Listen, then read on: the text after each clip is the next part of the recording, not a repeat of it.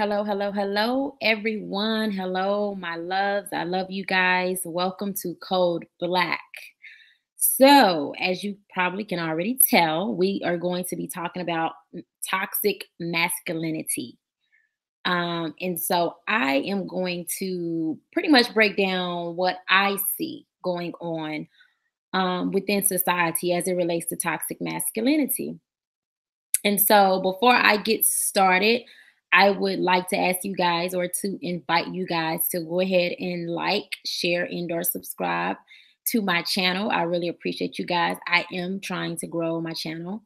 And so I appreciate you guys who are helping me do so. All right, so let's go ahead and get into it. So toxic masculinity. So what's the definition? So I pretty much came up with two definitions. I came up with a definition um, that that I believe society pretty much has. Like this is society's definition, and then the second definition is the real definition of what toxic masculinity is, or how toxic masculinity is viewed in today's time. And so we're gonna go ahead and start with the what society definition is for toxic masculinity. And so this is a definition, like I said, that I came up with, and this is based off of different events that has happened within, um, that has just happened, just period, and the um, how the media, how social media, how different groups of people pretty much respond to certain things in certain situations. And so, again, this is a definition, both of these definitions I came up with. So, society's definition for toxic masculinity is any straight man who is willing to be used or who willingly volunteers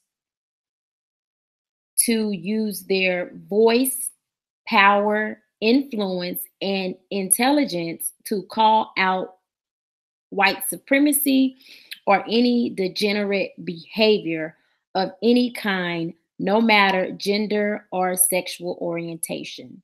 So let me repeat.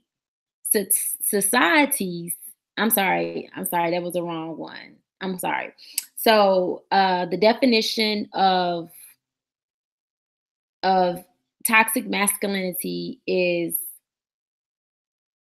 any straight man who is willing to be used or who willingly volunteers to be butt broken, used to push a feminized male agenda, does not fight against being emasculated, or who calls out any bed wenching or degenerate behavior from women. So that's what society's um, definition of toxic masculinity. So someone who is willing to be used or who volunteer themselves to be butt broken, used to push a feminized male agenda, does not fight against being emasculated, or who does not call out any bad wenching or degenerate behavior from women. So that is what society's definition. That's what I say society's definition is. The real definition of toxic masculinity is straight men who use their voice, power, influence, and their intelligence, to call out white supremacy or any degenerate behavior of any kind, no matter gender or sexual orientation. That is the real definition of toxic masculinity in today's time. I feel like society has framed toxic masculinity to look like basically a regular straight masculine man. And specifically if you are a straight masculine Black man. Okay, so if you are a straight Black masculine Black man, you are toxic, and your masculinity is toxic. Because that's pretty much how society views things. And this is based, like I said, this is based off of different things that have went on. You know, and so let me keep going because I don't want to get off track. Number two, the process of toxic masculinity. There's a process, and within that process, you know, when they are so right now society is basically taking a straight masculine black man, we're talking about black society, or a straight masculine man, period, and they're saying that that's not a man, that the real men are the men who have been butt broken or butt busted. The real men that should represent, you know, men are the men who have been feminized, or particularly black men. They love to see, you know, men in women's clothing or feminized clothing, tight clothing that strips the masculinity away. Clothing that, you know, that is not that does not suggest that the person within the clothing is a man that will stand up to certain things, okay, that will exercise his masculinity to break down or cut down anything that comes against that, anything that disrespects that. And so in doing that, they use clothes. We all have seen people in the skinny jeans and wearing the dresses. They use hairstyles. We've seen, you know, Young Jock and all these other guys wearing the ponytails. And I mean, just the 1990s cuts and all of that. A lot of men these days are getting dye in their hair. And that is not to say that men who get dye in their hair, that, you know, that you're automatically not a man. That's not to say that. But this is the thing. How society is framing things, they are taking what used to be a female specific trait or thing or quality or whatever, even behavior, or even the way that a woman would dress. And they're saying that, oh, well, you know, this a man can do that and still be a man.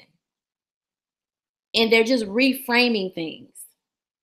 And with the color, you know, it goes from, okay, well, you know, now you're just putting a little brown in there. Okay, well, now you're going to put a little blonde in there. And then the next thing you know, pink and yellows and reds and all these different crazy kind of colors. And like I said, those are all tricks to feminize men, to make a man look more like a woman than he does a man. And when that happens, you have groups of men who typically do not do that as a majority. And now they looking at men in my group, black men, and saying, okay, well, I do not respect this person. It helps break down that barrier to look at a black man who does this as, okay, well, I'm not going to take him serious.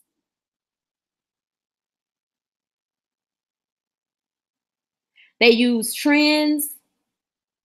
So we've seen the different trends, from the dance moves to, you know, the language, the way that people speak, you know, I mean, even some of the slang that we use, you know, is just, I can't stand to hear, you know, masculine men use certain language. You know, I can't stand it because it automatically ignites a female in my head when I hear certain, you know, slang used. They use comedy. We've seen the many videos of men who have on wigs and dresses, and they're making us laugh. You know, and this is something that has been progressing. Okay, so, you know, for example, when you had the Martins and the Jamie Foxxes and the whoever's putting on dresses in these movies and these TV sitcoms, the thing about it was they may have done that in the sitcoms, but outside of the sitcoms, they represented themselves as men. Well, you got now that particular behavior, that particular trend has progressed so much so that, I mean, that's this, they just kind of want Black men to show up like that all the time. Like that is your identity. See, because I feel like back in the day, that wasn't that, that was just the show. And then outside of the show, people knew if they saw Martin or if they saw, even Eddie Murphy or whomever else that may have had on a dress, that they were to be respected or they gonna get in their butt. But now you see some of these people these YouTube people, and you see them on the YouTube videos doing that, and then outside of that, they still doing that. That's what that's their identity. Many times. Another thing that they use to feminize men, other than the clothes, the hairstyles, the trends, the comedy skits that where they're wearing the dresses and the makeup and all of that. You have the entertainment industry. This is where they are using, entertainment, entertainers, anybody who is in the career of entertaining, anything that entertains us. They're using it as a means to feminize men. Even sports, with this whole thing that they, it started really before Colin Kaepernick, but Colin Kaepernick recently kind of tipped the scales with, taking a knee. Of course, he was taking a knee for justice for the many Black people who were not receiving justice, right? Being killed unarmed, the Black women being killed harmed, things like that. So he was taking a knee to speak against those things. And of course, they took that and they twisted that. And so they're using sports now because they're telling these players, well, if you take a knee or if you don't, sambo, do coon things, or if you don't speak up or say anything about certain things that go on in society, then if you do any of those things, you're going to be in trouble. We're going to take your contract from you. We're going to take some of those deals from you, some of those, advertisement deals that they get and all of that. They use sports to do that as well, particularly with Black men. Okay. Another is miseducating our children. Our children are grossly and massively miseducated, not just about their history, but even how to use logic. The way that they even teach logic in the schools. This is why so many people can be 30 and 40 years old right now today and do not know how to think outside of what they have been taught. They do not know how to break something down to the bare bones. They do not understand how to do that, and they have a hard time doing that. This is why a lot of people have a hard time breaking away from what they have been taught, what they know, or at least what they think they know. This is why people have a hard time breaking away from the things that are not serving them, the things that are not helping them grow, the things that are keeping them locked in, closed in, keeping them, strung out, keeping them in this spiral of helplessness. Okay, our children are miseducated to the extent of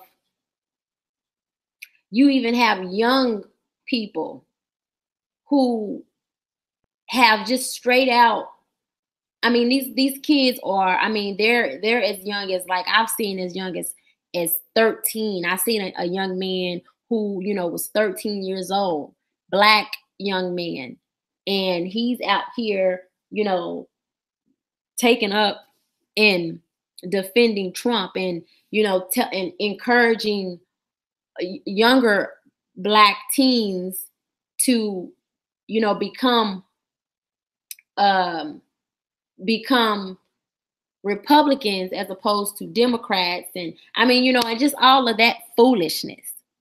When both of them are the same, they both one and the same. They play tricks with people and make people think that, oh, well, this is what we're for, this is what we believe, and this is what they all the same. They both of them practice white supremacy. Both of them have people within both parties who use the laws and the policies to twist and turn things in the favor of white supremacy and upkeeping white supremacy. So it's one and the same to me. And, lastly, I have on here single motherhood. Single motherhood is real big. Single motherhood is probably the one of the top. I should have had the single motherhood at the top, but I was just kind of freestyling off the top of my head. But single motherhood is the top factor in feminizing men, particularly Black men. And I'm going to tell you why, because, time and time again, we see our men who have been raised in single parent family homes without that balance, without that masculine balance. They did not have a father in the home for whatever reason. For whatever reason, they did not have a father in the home. And because of that, they lacked that balance. They lacked the balance of having femininity around and masculinity around. So when you do not have that balance in your home, when you do not wake up to that every single day, when you do not go to bed to that every single day, that can affect the way that you see things. That can affect the way that you do things, the way that you view things. That can affect your characteristics. That can affect all aspects of your life. Ask anybody who grew up without a father. Ask anybody who grew up without a father, and they will tell you how it affected them. Some will say, okay, well, yeah, it affected me, but I still made it through. I still was able to make it out. I still was able to do this and do that. But at the end of the day, the good majority of them will say, look, that had a grave effect on my life.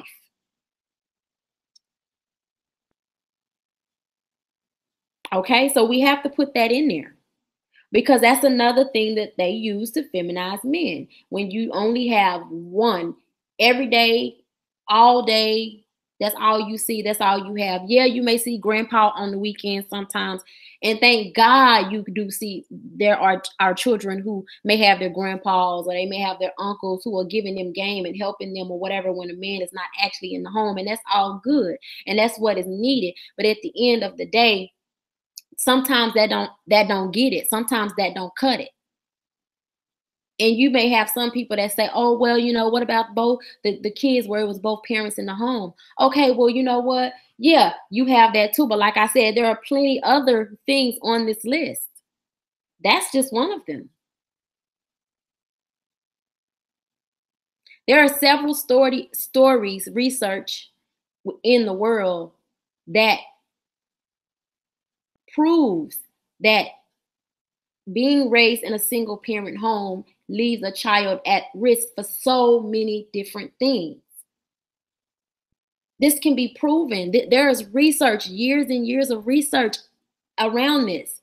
This is not to bash single mothers, because this video is not about that. This video is about toxic masculinity. But single motherhood plays into that. It helps that. And we have to understand that. And if you are a single mother and you are raising children by yourself, look, I think you should hear this part, and that should tell you, okay, well, you know what? I need to make sure I have a man, the right man, not some man you didn't met online, you don't know nothing about. Get your dad, your uncles, healthy, intelligent men who can help you with that balance. And the girls need it as well. You got to have a balance. The kids have to have a balance. Everything in this world is based on balance. What goes up must come down. Gravity, that's based on balance. Okay? Everything is based on balance. You have a negative and you have a positive. You have, water and land. I mean, I can go on and on. Everything is based on balance. Everything has a balance. When things are out of balance, a problem presents itself. That's in nature and that's just in life, period. That's as plain as I can put it. Now, characteristics. So these are some of the characteristics. If you are a straight man, if you are a black man, a black male, if you are confident, a confident male, especially if you're black, if you call out biases between the genders or between sexual orientations, if you are a young male, you are in your teens or early 20s, if you do not embrace deviant or degenerate customs or behaviors, you are a target. You are a target. So if those are any of the characteristics, so if you're a straight man, if you are a black man, if you are confident, if you call out the biases between genders and sexual orientation, if you are a young male, if you are building, if you do not embrace deviant, degenerate customs or behaviors, you are a target. You are a danger.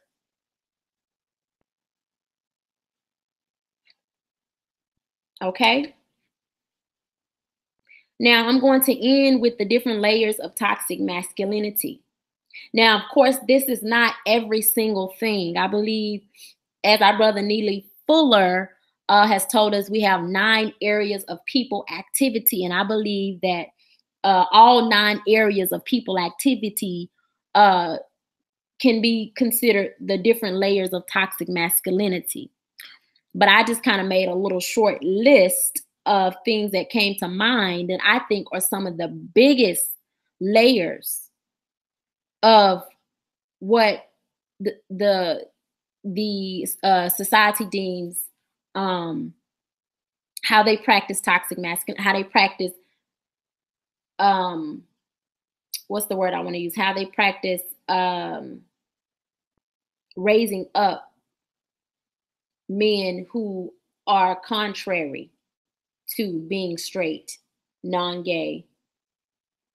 The school system is one. Sex is another. Images is another. And really those images, images are very powerful. Images are very powerful because, especially with Instagram, we see what Instagram, when I first heard, I didn't get on Instagram, number one, until about 2015, 2016, somewhere up in there. I was way late. Everybody else was on Instagram. I didn't have an Instagram. I finally got on Instagram.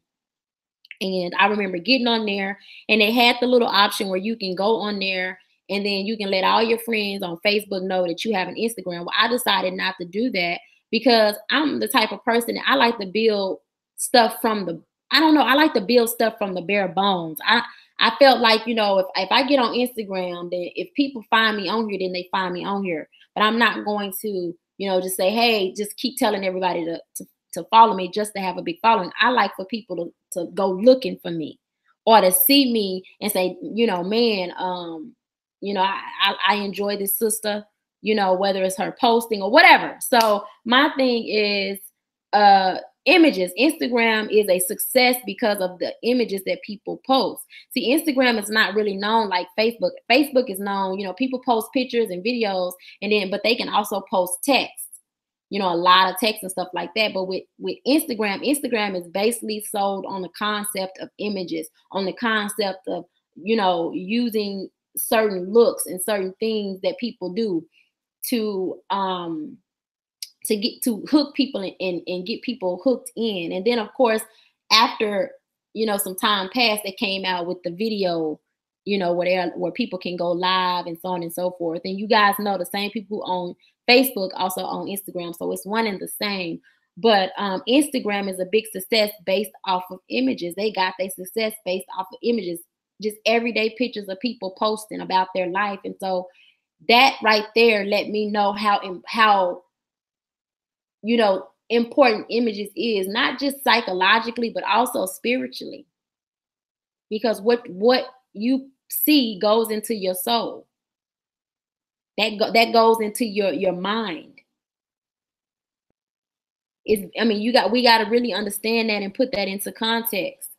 What you see is very important. This is why, you shouldn't allow kids to watch porn or to see certain things or to see you doing certain things, because it's very important. Imagery is very, very important. And the creators of Instagram probably watched social media. They probably watched different things and said, hey, we should probably come out with this because this would be a big hit. And it actually was. Another layer is celebrities, politicians, the old civil rights leaders. That's a whole nother layer within itself.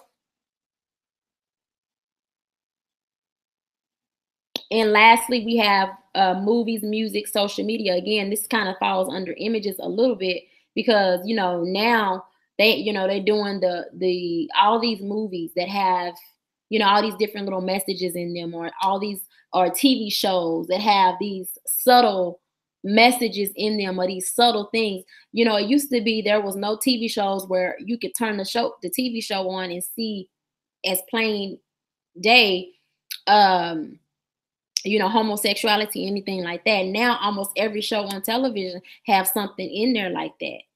And then recently we've come into this whole LGBTQ transgender thing, fluid, whatever, all that stuff. And again, movies, music, social media, all of that plays into part with that. All of that plays in the part of them stripping away men being masculine and then recreating the definition of what toxic masculinity is. We got to understand these things. I hope I was able to do justice to this title. And again, this is just things that I see going on. And I'm sure we see toxic masculinity in the news, particularly with the women's right movement growing and being up and coming and things like that. So we see this word thrown around a lot, but I really wanted to put this into perspective based on how this operates within Black society and how they have twisted it. Because real toxic masculinity is not what they are making it out to be right now today. To call a straight man toxic because, he wants his son to be with women is just outright crazy. To call a straight man toxic because he's calling out degenerate behavior from women. Things like that. These are things that I see. You can go on Twitter right now. Type in the word toxic masculinity.